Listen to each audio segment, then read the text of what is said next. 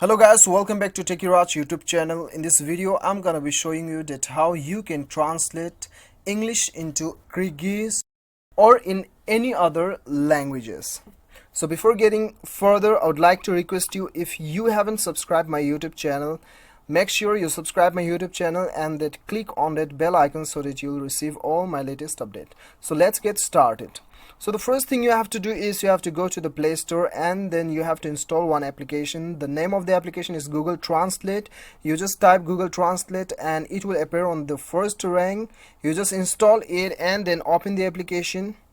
So right after opening the application, you'll get an interface like this. So what you have to do is, you have to click on the text bar and then type the word you want to translate it in your native language. Okay, so now I'll just type LIFE, life, and then I'll click on the arrow button. So I'm translating in Afrikaans, right? Afrikaans language. So it is LEWE, Liwi. You can also pronounce you can also know the pronunciations of this particular word clicking on this on this sound icon. So if you want to translate it on your own native language, then you have to click on the top right corner. As you can see, Afrikaans, right? So you just select your language. Okay, if you want to select your own language, Nepali, then the Nepali, select the Nepali.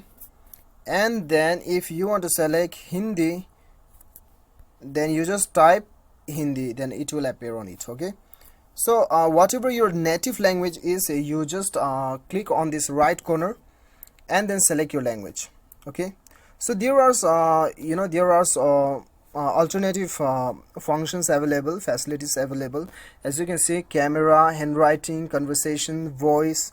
If your keyboard is not working, then you can search by the voice, and then if you want to translate conversation, then you can just speak the conversation and it will translate in your own native language.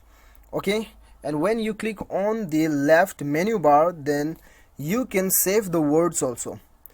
You just click on this star button, star icon, and then go to the fresh book, then the word is saved here, as you can see.